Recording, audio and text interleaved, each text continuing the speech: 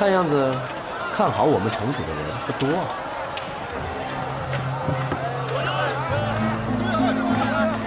宋彦回一剑断水，你知道他有多厉害吗？你就让宋彦回。那吴建成都没落多久了？不知道哪来的遗孤啊？还能打得过宋彦回？做梦吧这是！这上一任老城主都被他给打伤了啊！是不是？他怎么来了？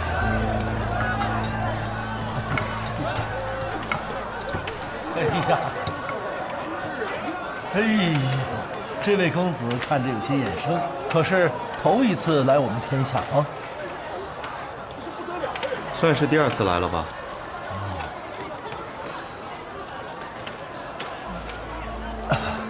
恕我眼拙，您这次来准备？眼拙，公子，这些人的眼睛就跟狗鼻子一样，这但凡身上有点钱味道的人进来，他们呢就像发现了猎物一样，死死地盯住他们。再用1个时辰时间查清楚这个人的身份来历，查清他身后所能负担起的最大财力，再制定周密的计划，让他在天下方的几日内将他的皮肉吃尽，连骨头渣子都嚼碎了咽下去啊！当年你们不就是这样骗得我倾家荡产的吗？丁老头，你胡说什么？公子，您可千万别听他的呀！您这次来准备压奶奶呀？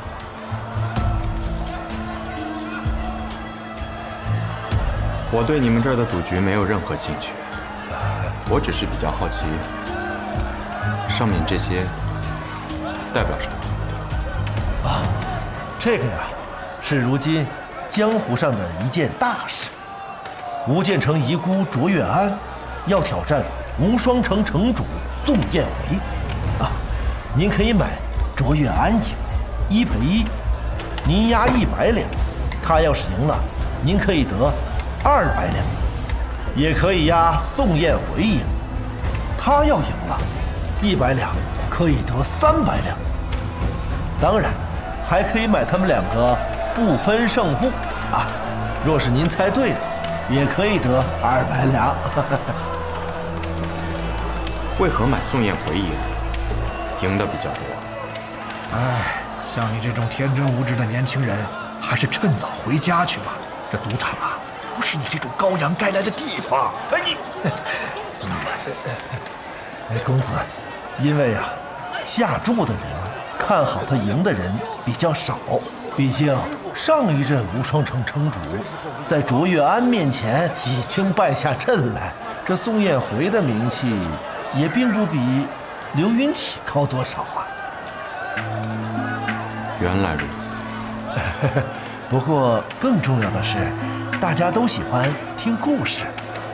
一个快被天下人遗忘了的门派，一个从未听说过的无名剑客，一路圣无双城大弟子，论武堂问道4剑，大长老剑山月，前代城主刘云起。这是一个多么令人振奋的故事啊！若是再将无双城城主宋彦回踩在脚下，岂不是一个完美的结局呀？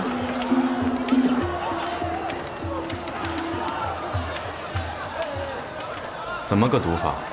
啊，您最少可以押3两白银，最多可以押1座城。好，那我就押3两银子。啊？我铺垫这么多，您就押3两白银。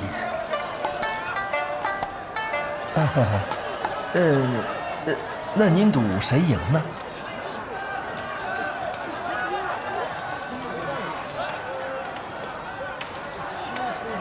我买自己。更是了不得，不是呀，真的是没听说这人不见面回的厉害。小说这么小，比不老城主更厉害。卓然更了不得，是我压他了。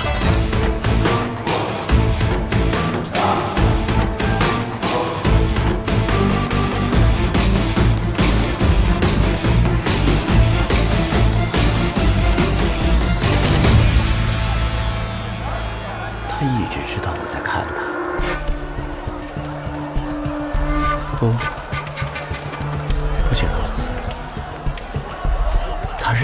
过来了。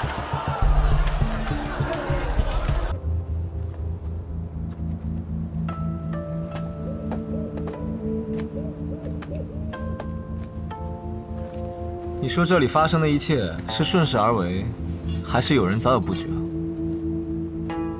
当初在万卷楼里拿的那些纸，被人调过包，但内容却是真的。所以我来此，是有人希望发生的事情。你就这么心甘情愿的被利用？既然内容是真的，那这就是我必做之事。至于有人想利用我，那就必须要承受一些代价。也对，而且黑暗之中有那么多人看着我们，也让人心烦。那就借此机会看看，是何方神圣吧。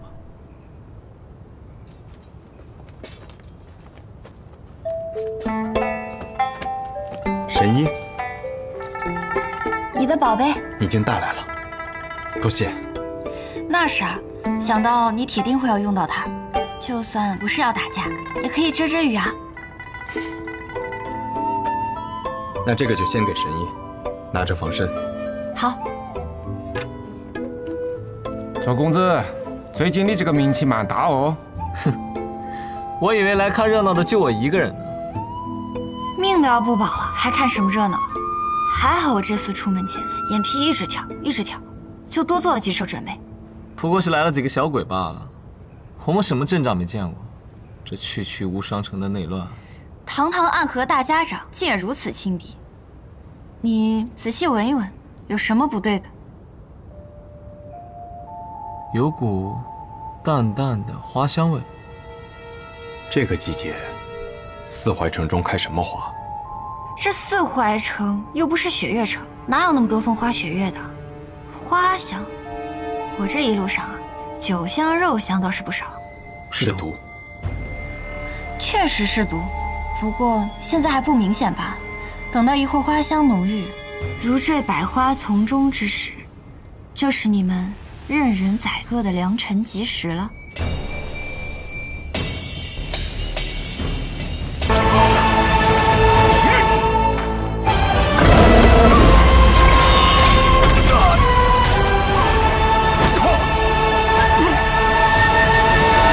结束了。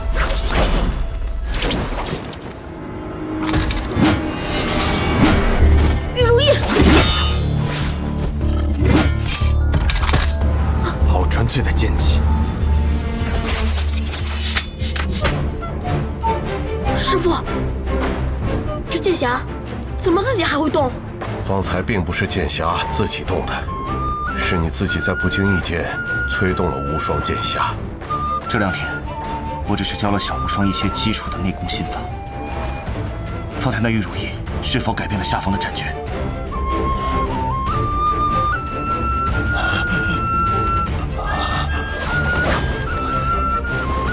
使剑！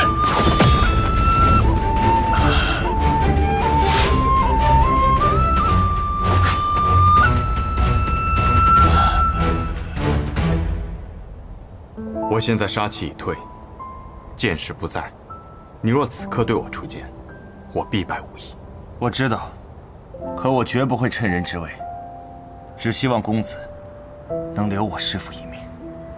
留你师父一命？可你师父当年杀尽我无间城所有人的时候，可曾想过留他们一命？你说的没错，我师父当年的所作所为确实不可原谅。可是我作为他的徒弟，又怎么可能眼睁睁地看着我师父在我面前被杀死呢？希望公子可以理解。而且我师父此刻已筋脉尽断，现在未死，也全凭身上那口真气吊着，可他也活不了几日了。周公子，为何要出那最后一剑呢？一名剑客的死，并非肉体上的生死，而是剑心的存亡。刘云起的剑心已被我击溃，此生再也无法握剑。他已经死了。是。多谢周公子。其实我们见过。是的，当年共于魔教之时，我曾见过公子的剑法，可既然公子以卓越安之名前来，那你便是卓越安。我很欣赏你，你和你师父很不一样。你的剑法中没有太多力气，只是承载的过于重，无法让剑随本心，所以始终无法达到自己的最强境界。很多人都这样说过。既然长老们将无双城交付于我，我便不得不把无双城的荣辱都放在我这柄剑上。天下无双。听闻昔日曾有白羽剑仙救弟子于天启城的法场之上，离去之时，一剑斩落了上方的牌匾。那么今日，我若一剑将这4个字斩断，无剑城之名定能重新名扬于江湖之上。公子，请不要妄动。7日之后，你我一战，若你败了，我便将其斩断。好，7日之后，无双城后山剑炉旁，我愿意看一看公子的剑。好。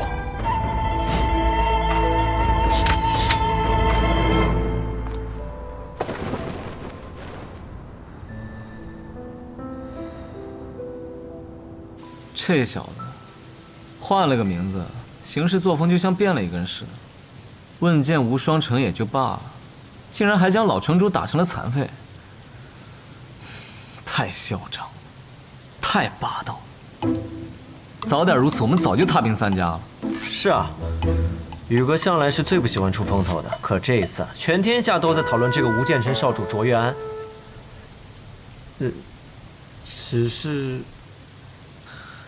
只是什么？只是宇哥在最后一刻使出的招式有点类似18剑阵。当初帮助各大门派抵御魔教东征时，宇哥曾在众人面前用出过这18剑阵，所以隐隐约约就有些人在传言，无剑城少主卓越安便是暗河的直3鬼。只是因为这个推断太过于荒唐了，很多人都不敢相信。行走于黑夜之中，取人性命于无声的刺客，突然光明正大的走在阳光之下，还去挑战曾经最辉煌的门派，听起来有点天方夜谭啊。那他事情办完了也该回来了吧？哎，不对，他怕不是就直接回了南安？不是，宇哥又约了无双城城主宋彦回，独占于无双城后山。啊？苏沐雨脑子坏掉了？无双城城主应当是不太好对付的，宇哥这次啊，怕是真的起了好胜之心。不是，我不是这个意思。我的意思是说，宋彦回算个什么东西，值得他这么去斗？当年共御魔教的时候，又不是没有见过他的功夫。要真的想以剑名震天下，那为何不直接去找雪月城教训一下那个臭丫头？啊？不过这样也好，过去的痛苦确实应该找一天斩断了，不然他一辈子心中都要记挂着那仇怨。而我也在等着这么一天。我早就知道他的身份了，但是他不知道无剑城覆灭的幕后黑手。不过看他此番行径，他应该是探查到了幕后黑手是无双城。无双城早就不配是天下无双了。不过，刘云起败了，还没完。还有什么？苏沐雨和宋彦回约定好了，4日之后，无双城后山再战。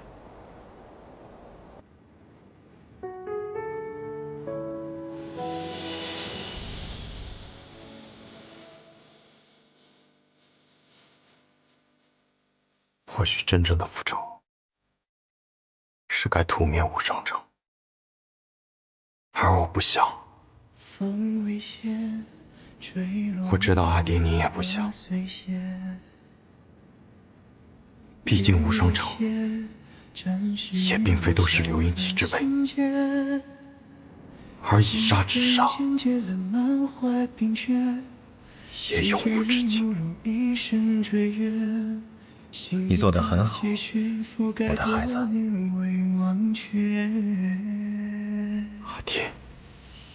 阿爹不想你活在仇恨之中。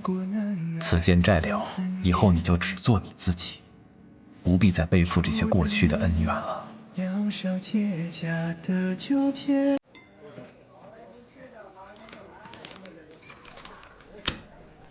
哟，请问贵客有什么需要？要见上访，再来一桌好酒好菜，我要招待客人。好嘞，楼上请。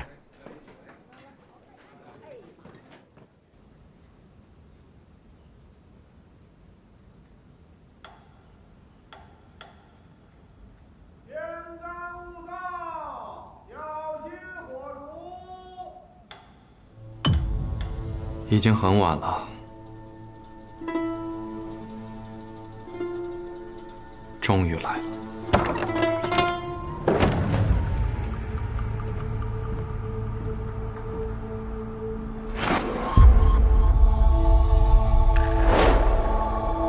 这是一份邀请。哼，这是邀请我们去赴宴？你只来了1日，可整个天启城的重要人物都知道你来了。正因为他们都知道我来了，所以今夜任何人来寻我，他们都不会觉得奇怪。在他们眼中，你不过是想要知道我来天启城的目的，前来探寻的一员罢了。哼，你很聪明，对于我们来说，你若现身，我们是第一个要来寻你的人。因为天启城的暗处，由我们来守护。听闻暗河苏家主剑法举世无双，我练的也算是剑，想试一试苏家主的本事。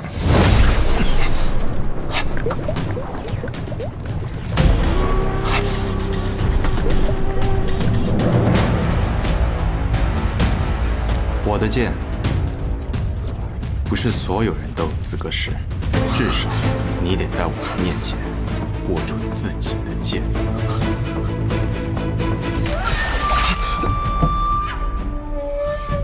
这便是传说中执三鬼的厉害，终于见到了。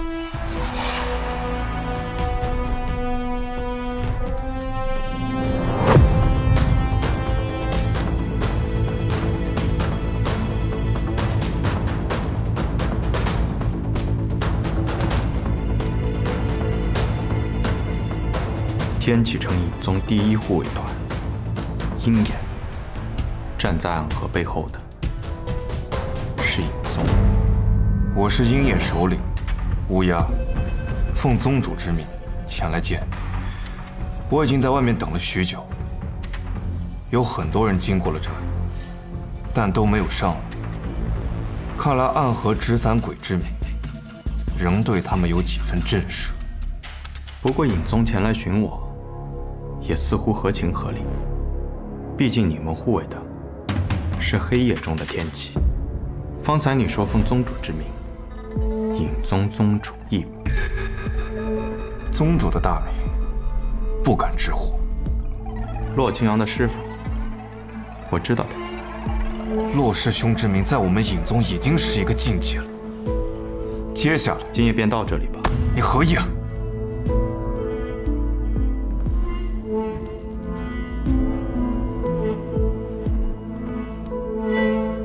今夜我想知道的，仅仅是你们的身份。至于其他的，明日再说。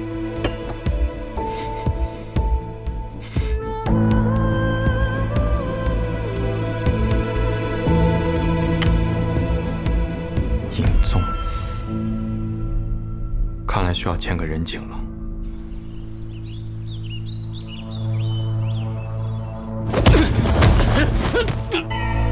这已经是13批伏击之人了，有人想拖延我们入天启的时间。是暗河，我收到传信，苏沐雨已经一人先行入了天启，他应该是趁着我们还未至，另有所图。哼，我早就说过，不要太小瞧暗河。苏昌河和苏沐雨，我可是对战过的，那可是2个了不起的年轻人。如果可以的话，我倒是希望他们2个才是我们的同伴。水官，此言何意啊？天启城的影宗已经没落了，而如今的暗河充满着希望，不是吗？愚蠢！暗河不过是被别人握在手中的剑罢了。行了，速速赶路，今后这样大逆不道的话，切莫乱说。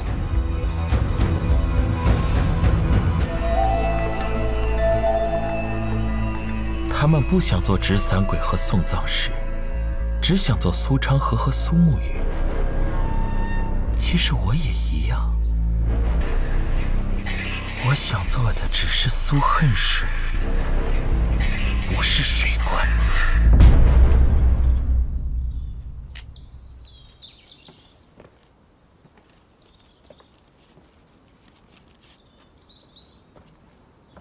谁传来的信啊？丽丽苏沐雨，喊我去办件事。哦。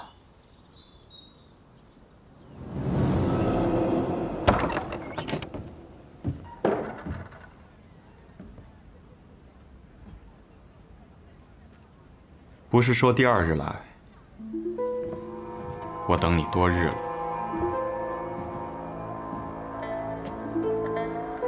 第2日是你们定的，我们想哪一日来，便哪一日来。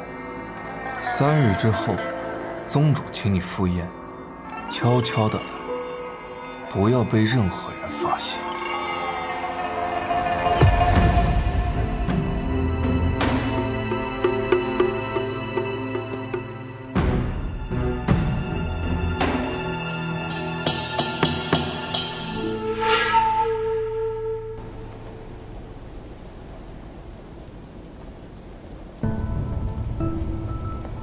大家长，你带我来这儿做什么呀？这一次是要取那黄泉当铺中的事物？带你见一个人。什么人？摆渡之人。公子又来了。红英，你每日在此摆渡，黄泉当铺给你多少银子？想不到公子还记得奴家的名字。奴家在这里替人摆渡，不收银子，只等一个有缘人。那我旁边这位，可否做你的有缘人？大家长，你这是要把我卖了呀？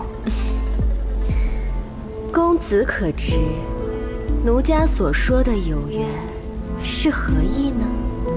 你叫红英，红姓在这世上很少见，可是你的姓氏？奴家没有姓氏。今日之后你便有了，你姓穆，他是穆家家主，便是我说的有缘。暗河大家长要抢我黄泉当铺的人。那间屋里的东西，自己挑选足够的筹码取走，但红英归我了。他们给你的令牌是假的，真的还在影宗。那边先欠着，等我取回真的令牌，你再去取筹码。一言为定。姑娘，从今日起，你便是我穆家之人了。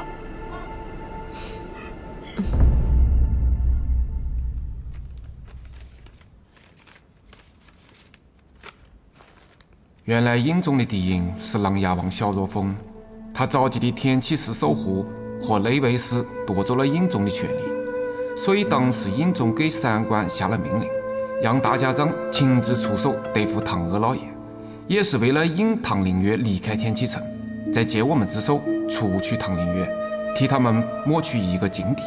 天启城的这趟浑水，比我想象中更麻烦。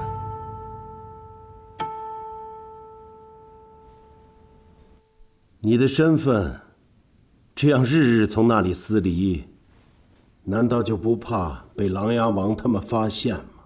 许多人都知道，我不甘心留在荒岭。若是我每天都老老实实的待在那儿守墓，怕是他们才最是担心吧。话说回来，宗主，那投名状近来如何了？你就让大皇子殿下等着瞧吧。我会利用好暗河这把刀，来帮我们杀掉我们共同的敌人。好，宗主有这份自信是好事儿。何日与那纸伞鬼相见呢？3日之后，他便前来赴宴。那现在来的这道剑气，又是属于谁的？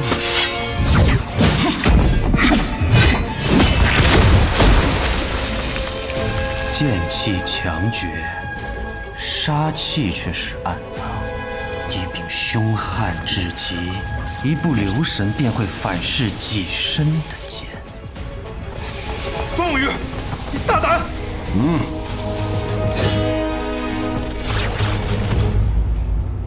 你便是苏沐雨，很好。我约你3日后来见，你今日便来，为何呀？此行来此，不是尹宗找我们暗河，而是暗河来找尹宗。你想3日后见，而我想今日便见。你与传说当中的苏沐雨不太一样。传说中的我是如何呢？传说中的苏沐雨，比起一个杀手来，更像是一个剑客，性格温和，待人有礼。可是你一来，便要拔剑，一开口，便要反客为主。如今暗河已无杀手，我身为苏家家主，自当需要强硬些。不过此处还是一宗主的府邸，我仍是客，不请自来，的确有些冒昧。若主家不欢迎，我也可离去。原本3日后，苏家主能吃得上斋月楼的见天宴，可惜了。既然你已经来了，总得有待客之道。乌鸦在，通知厨房多备几个菜，我要与苏家主谈事。多谢。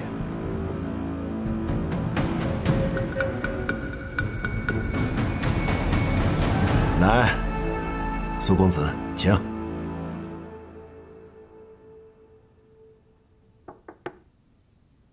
苏公子一定还在困惑，暗河和影宗原本并没有什么联系，可是如今却忽然之间好像有了千丝万缕的关系。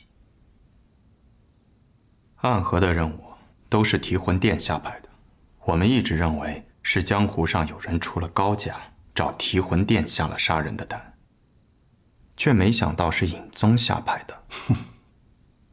要说起这段往事来，就要追溯到北离开国的时候了。这可是一段漫长的历史啊！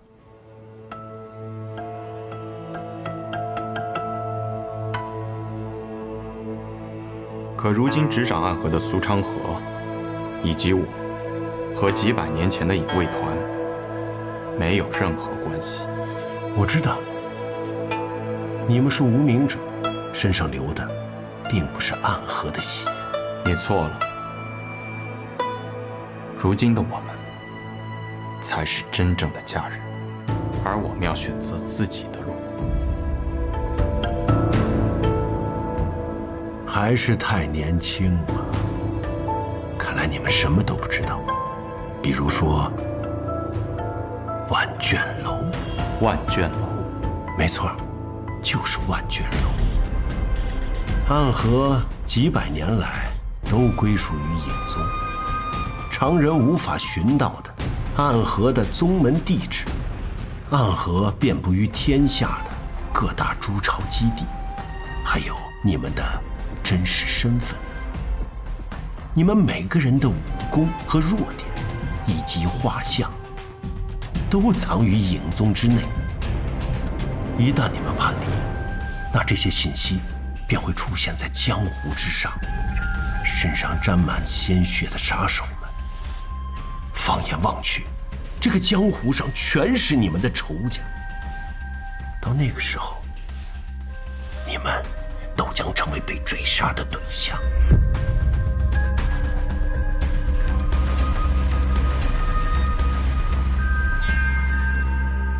我知道，你们一定会以为，如今的影宗空占着一个国丈爷的名号，在这天启城之中，早没了当年的威风，连暗河都不如，又有什么资格做暗河的主人呢？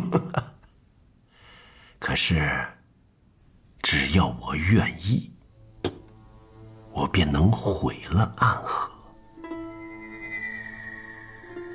你们想重新建立一个暗河，想要从头开始，可是年轻人有志向是好的，可是有的时候也应该停下来，掂量掂量自己的能力。你们真以为就凭你们几个年轻人能够反抗影宗100年来的控制吗？说出你的条件。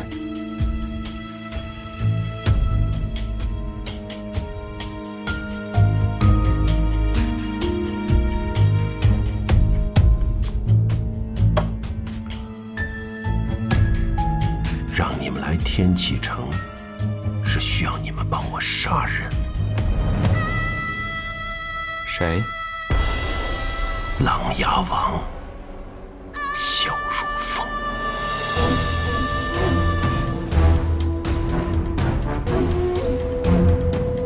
暗河是替萧氏皇族扫平江湖的影子，而影宗则是暗中护卫天启城的影子。那么天启城中的事，应与暗河无关。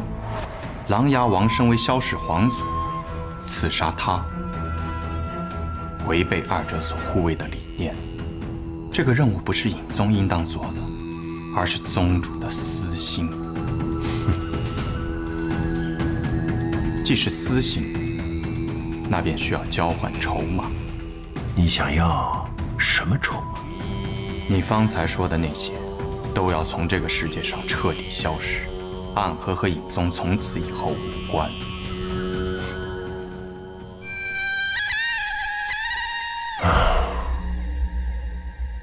看来今天我们只能谈到这儿。乌鸦，送客。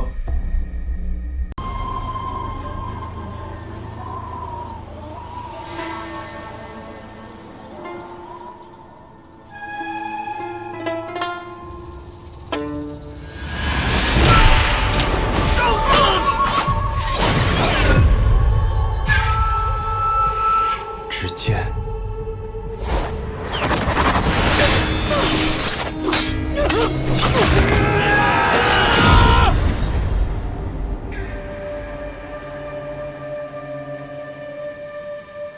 是为了什么？奎大人，有消息。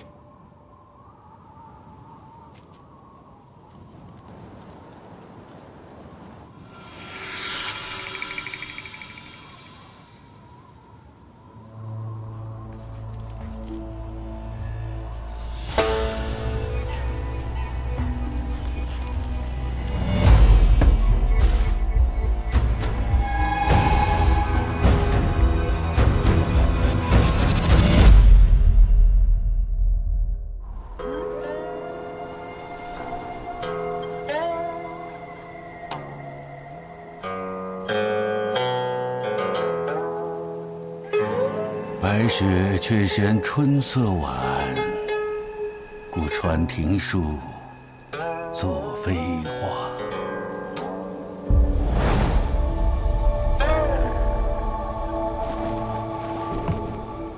本以为这个冬日已经结束了，像我们这个年纪的人呐，每年等待着的便是这冬天赶快结束，可偏偏冬日已逝，又下了一场雪。暗河，天下第一的刺客组织，在朝能杀高官贵胄，在野可灭江湖大派，是非不分，好坏不论，善恶难辨。你执掌这样一个组织30年，应该很累了吧？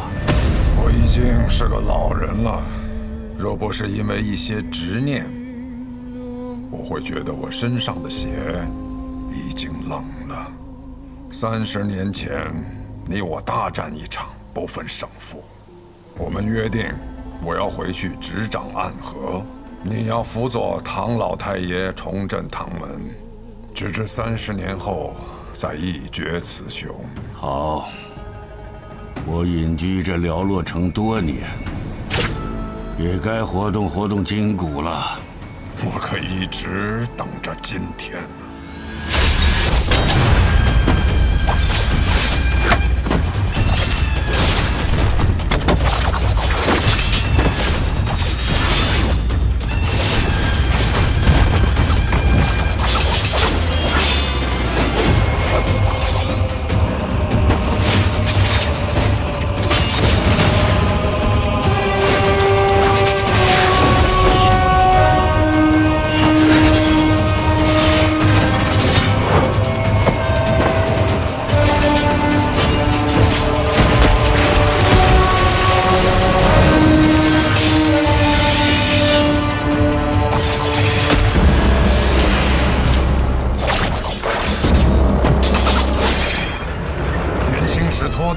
徒手接过几枚暗器，差点被毒死，我可不会再上当了。几枚暗器你能接住，那接下来万树飞花，你又如何应对？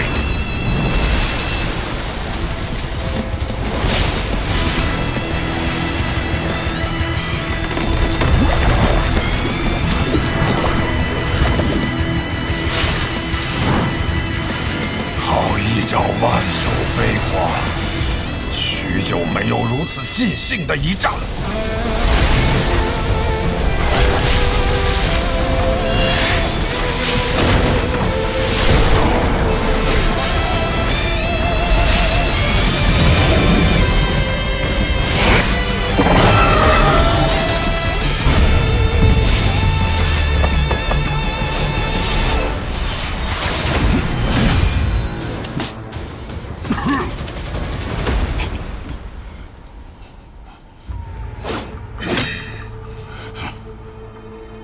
你我30年之约的这一战，本该只论胜负，不争生死。于杀手而言，没有胜负，只有生死。只可惜呀，可惜什么？可惜，方才你那瞬杀一剑，消耗了太多真气。也可惜，你以为自己是执棋者，却没想到，也是别人棋盘上的棋子。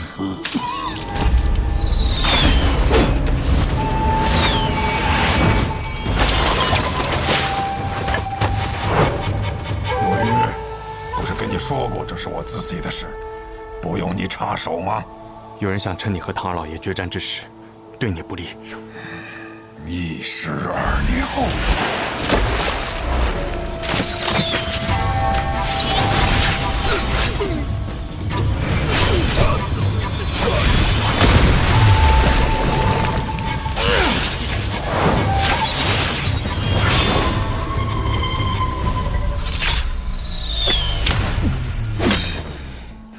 老伙计，你既然在决战之时动了杀心，你也晓得我这个人追求一个公平。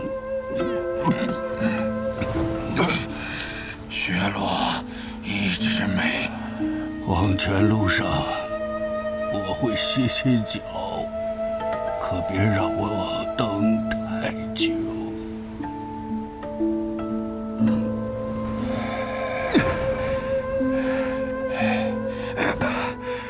大家长，我们立刻回安河，赵木家最好的药师帮你疗伤。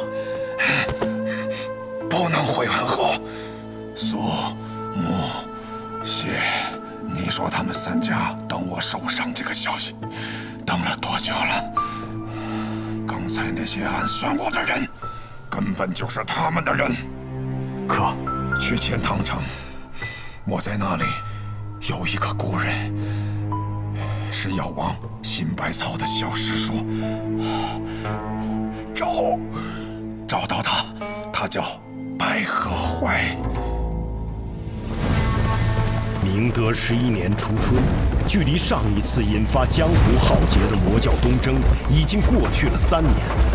如今的江湖平和安宁，少有争斗，而暗河藏身于黑暗之中的最强宗门，由苏、谢、穆3姓组成的刺客组织，却在此时因为3家之首大家长的中毒而即将迎来巨变。这江湖甚至于朝堂之上的短暂平静，也将因此而被打破。穆名策已经重伤，看来我们需要选出新任的大家长了。他本来就已年老，而且越来越不受我们的掌控。那便传信给3家，若大家长身死，谁若能率先夺得绵龙剑，回到提魂殿复命，谁便是新任的大家长。这是要让暗河大乱呢，于大乱之中，才能诞生新的暗河之主。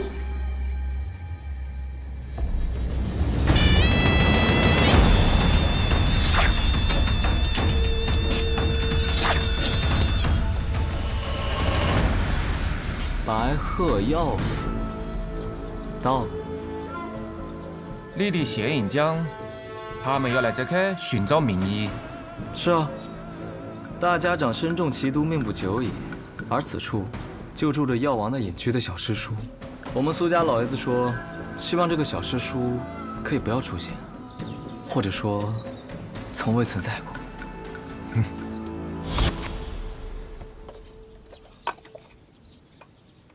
别人都是一口槟榔一口烟，飘飘欲醉做神仙。这叔，你吃的怎么是话梅啊？以前有个女人和我讲，槟榔对身体不好。哦，你吃不吃？我就不吃了。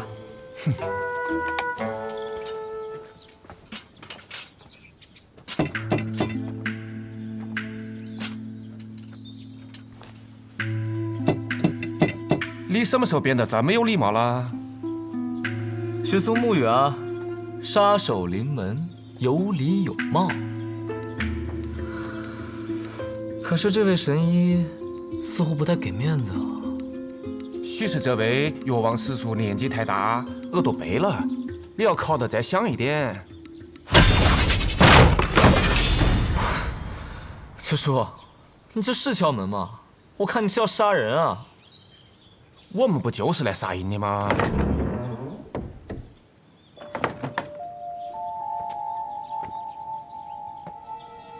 谁呀？敲门敲得那么大声，耳朵都要聋了。姑娘，敢问你家老先生是否在府上？我家老爷他出门巡诊去了，要不我帮你们去找找他。那便麻烦姑娘了。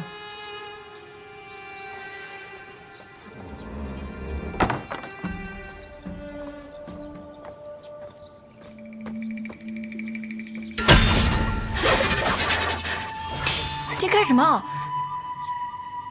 哎呦，抱歉抱歉，一时手滑。来，这个啊是祥宁膏，姑娘呢擦到脸上，不出半个时辰，你那个红痕就会恢复如初。有毛病。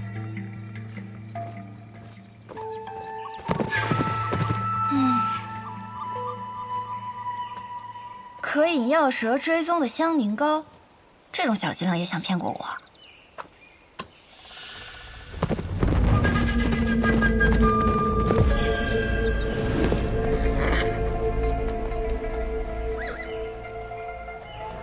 这位姑娘，你是医者？怎么？难道我看起来不像吗？抱歉，无意冒犯。公子，可是要问路啊？姑娘慧眼，想问姑娘，附近是否有处药庄，名为白鹤？公子是要看病啊？我医术不错，我来看便是啊。家中有人得了重病，点名要找白鹤药庄中的神医。多谢姑娘好意。那你怎知道我不是白鹤药庄中来的呢？莫非姑娘是？那自然是。烦请姑娘速带我去见你师父。我师父，他暂时来不了这里，但是他和我说过，有贵客来访，从很远很远的地方来，想来就是公子你了吧？他让我先行随你前去。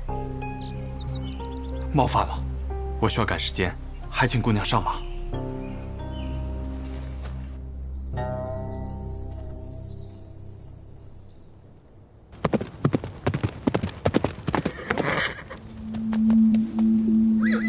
我们到了。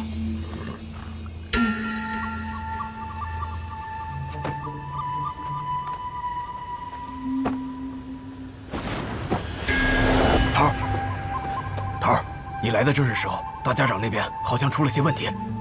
神医呢？我这么大一个活人站在你面前，你怎么就看不见呢？这姑娘是神医？不是，那我走了。姑娘莫怪，这是神医弟子，过来帮他师父看一下大家长病情。姑娘，请随我进去。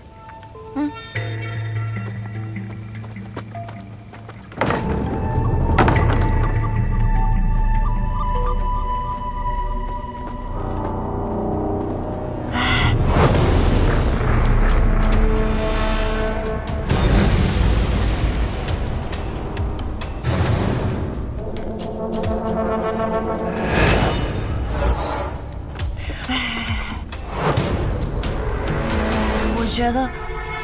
我觉得这里面有鬼哎！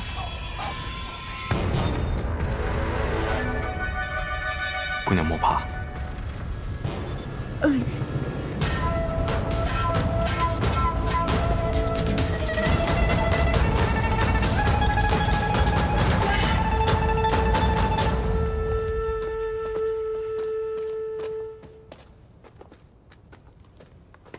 大家长。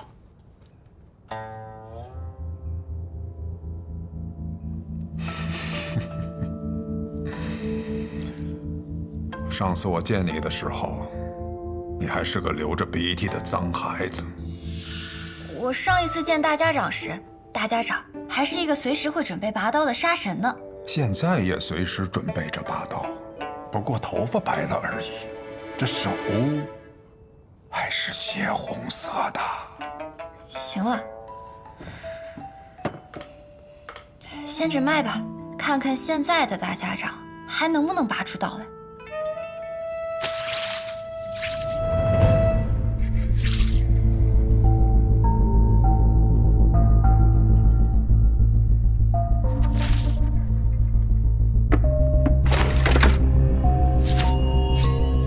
收起你的杀气，你若是不小心吓到了我手这么微微抖一下，你们的大家长啊可就死定了。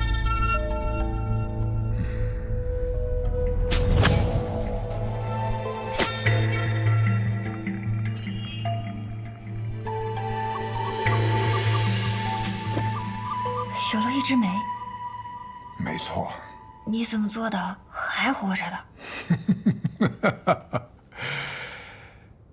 我的魁替我挡住了那一枝梅，我只种了半朵梅花，还能勉强撑着。这可是唐门唐二老爷的独门奇毒，号称唐门第一，天下第二，仅次于温家家主所创的镜花月。据说除了唐二老爷本人，无人能见。唐二老爷人呢？被我杀了。暗河大家长也亲自接杀人的任务。敢问姑娘，是否能医？我们药王谷的名言便是，只要没死，便可以医。只是姑娘有何需求，但说无妨。就等你这句话了。一当然可以一样，只要银子管够。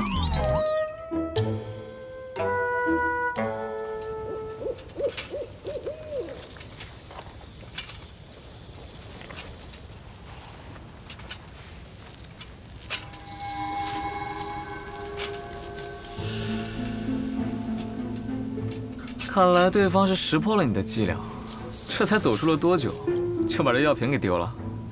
看来我们是搞错了。什么错了？我们放走的是真的圣衣。还好，我也做了些准备。哦。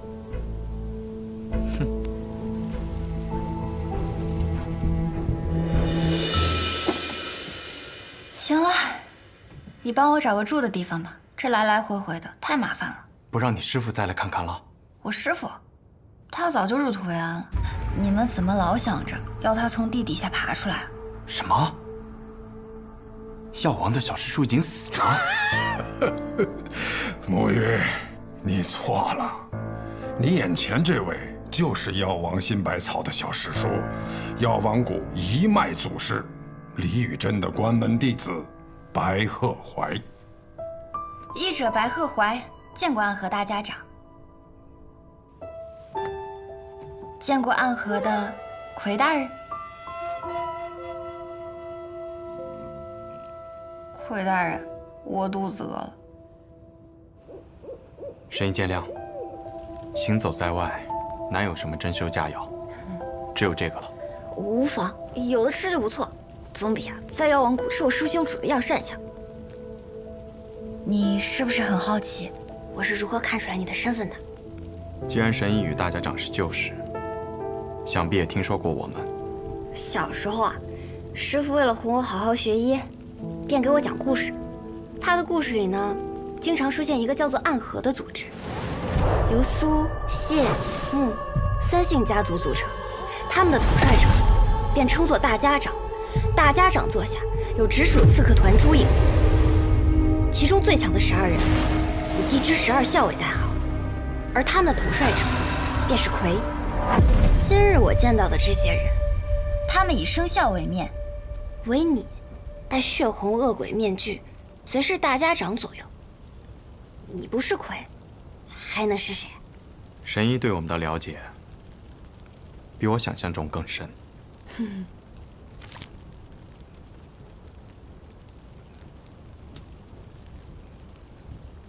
我还知道，每人的魁都是当做现任大家长培养的。这上一任的魁呢，他死了。抱歉，这些隐秘之事无法与神医细说。可是上一任的魁，他是我的父亲，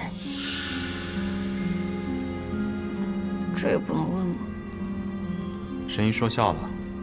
不信算，这人是死是活对你们倒是隐秘，可是你们身份特殊，标识却如此明显，此时就不考虑隐秘了。我也曾问过同门前辈，身为刺客，本该想尽办法隐匿身份，可为何我们却明明白白地把身份写在脸上？那人怎么说？这是意思个，你懂事吗？你怎么突然大舌头啊？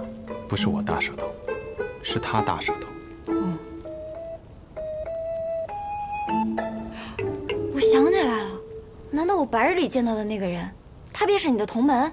他是不是手里还拿着一根法杖，上面套满了金环？这书居然也来了。还有一个玩匕首的，那是昌河。陈龙，准备一下，带上神医，即刻启程。是。去哪儿啊？九霄城，没有人比我更了解昌河。此刻我们定然已经入了他布下的局。宇哥，都准备好了。神医，这是卯兔，你随他动身，一路保重。魁大人，那便希望在九霄城中我们还能重逢。不必叫我魁大人，叫我苏沐雨便是。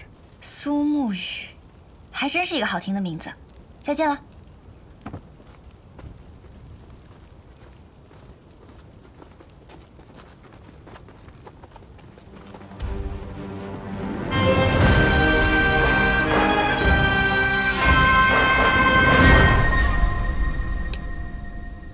李江的准备就是在这开等啊。谢家的刀，穆家的鬼，每一个都蠢蠢欲动，而我就不一样了，我很懒的，不如就跟在那些勤快的人后头，虽然会慢上几步，但永远不会迟到。你透露了点消息给他们，他们两家都配应来这开了。哼，真是个狡诈的小子。老爷子派出你，是铁了心要上位啊。唉，最聪明的我和最强的你，这是我曾经暗河第一高手，上一任魁大人。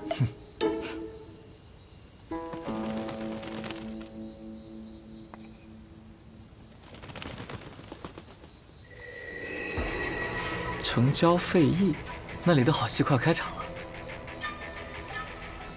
走吧，哲叔，我们苏家那位老爷子该等着急了。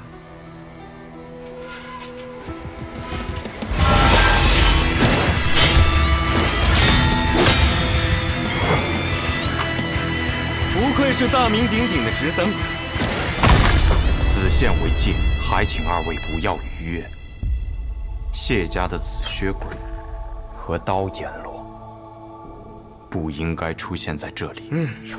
没劲，倒是被你一下子看穿了身份。不过我们家主听闻大家长受了重伤，心中十分焦急，想着赶快将大家长接回总堂来疗伤。大家长无碍。大家长是否无碍，还请容许千机与大家长见一面，再予以确认。不然我就这么回去了，不好交差啊。你不好交差，与我有何关系？你不想让我们与大家长相见，是否是自己意图不轨？不想让我们及时救治？是个不错的理由，但这个理由想要成立，只有一种可能：杀了你。没错。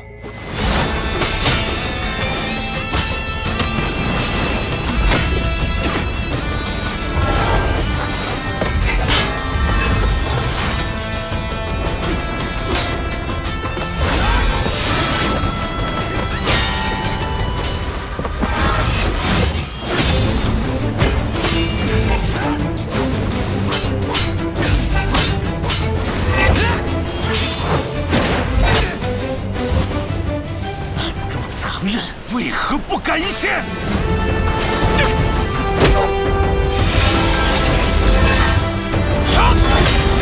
谢家的风舞之刀，不错。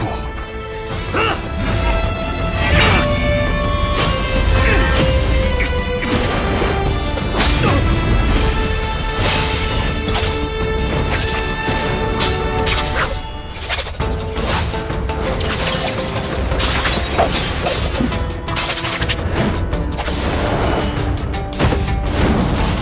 你真以为我有那么弱？寸刀劲，用得好。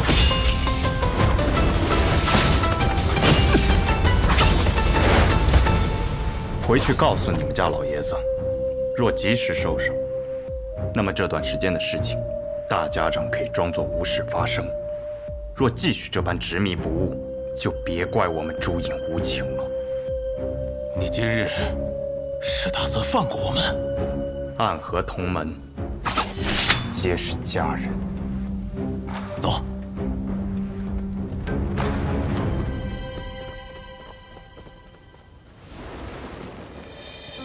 你来了。你好像看到我不是很高兴啊，我的魁大人。我知道你迟早会到，却还是希望可以晚一点。老爷子让我给你带句话，你是苏家的弟子。如今我是魁，人中之魁，我属于暗河，却不属于任何一家。你总是这么正经啊，一点意思都没有。当无名者的时候，每天起早贪黑的练剑，做一个勤勤恳恳的无名者；做刺客的时候，每一个任务完成的妥妥当当，一丝不苟。现在做了魁，还是这么兢兢业业。你的大家长都快死了，你还要强拖着给他陪葬？大家长无碍，这样的传言不该由你说起。他若无碍，又怎么会来找那什么新百草的小师叔？你杀了他，把绵龙剑拿来，你可以拿到你最想要得到的自由。是啊，离开苏家，离开暗河，去你想去的地方，做你想做的事。你知道呢，暗河从未有过这样的先例，而我们那位老爷子愿意被迫。若我拒绝呢？我们姓苏，在苏家生活了这么多年，而你申为魁跟着大家长也不过几年，你跟他的情分能有和苏家的深？我不管你的想法究竟如何，如今我是魁，我的职责便是守护大家长的安危。任何事，任何条件，都必须在这件事的前提下。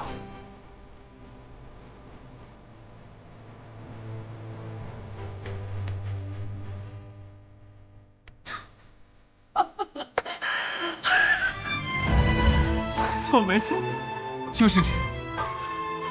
同样的话我已经回给了老爷子，我就知道你一定会这么说。然后呢？然后老爷子说，既然如此，那就杀了吧。